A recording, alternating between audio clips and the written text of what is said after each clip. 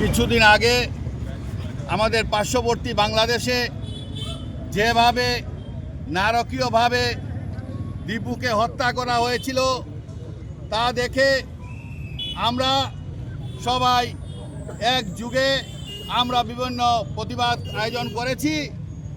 কিন্তু আজকে আমাদের দেশে কার্বি আংলংয়ে আমাদের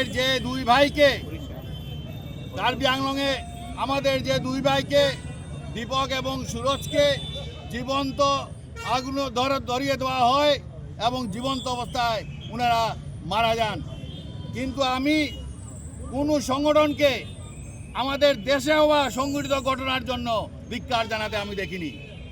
আমরা করিমগঞ্জ জেলা কংগ্রেস আমরা আজকে সাব্যস্ত করেছি যে ভারতবর্ষের যে যে জায়গায় এই সব ঘটনা হচ্ছে, শুধু কার্বি আংলংয়ে নয়, উড়িষ্যায় হচ্ছে, উত্তরপ্রদেশে হয়েছে, আমরা সবার জন্য আমরা ধিক্কার জানাচ্ছি জেলা কংগ্রেস।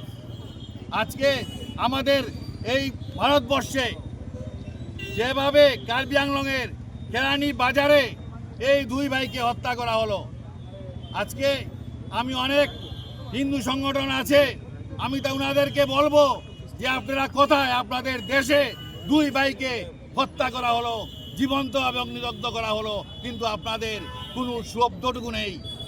আমরা আজকে জেলা কংগ্রেস আমরা মোমবাতি জ্বালিয়ে এটার প্রতিবাদ করছি। আজকে আপনারা দেখেছেন বাংলাদেশে যেভাবে নারকীয়ভাবে দীপুকে হত্যা করা হয়েছে তা যদি দেখা যায় তবে শরীরের রোম শিহরিয়ে দিয়ে উঠে। আজকে আমরা বাংলাদেশ দিয়ে করছি ঠিক আছে, কিন্তু আমাদের দেশে এই সব যে ঘটনা হচ্ছে তার জন্য আমি বলবো সবাইকে প্রতিবাদ করতে হবে।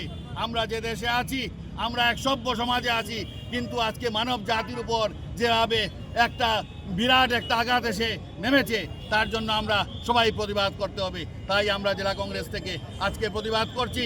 শুধু আজকেই নয়, সেটা যদি অবিলম্বে শাস্তিদের ধরা না হয় তাহলে আমার জেলা কংগ্রেস করিমগঞ্জ জেলা কংগ্রেস আমরা আরও আন্দোলন চালিয়ে যাব এবং যতক্ষণ পর্যন্ত অভিযুক্তদের ধরা না হচ্ছে এবং বাংলাদেশ সরকার যখন পর্যন্ত হিন্দুদের উপর অত্যাচার বন্ধ না করছে আমরা আমাদের আন্দোলন চালিয়ে যাব।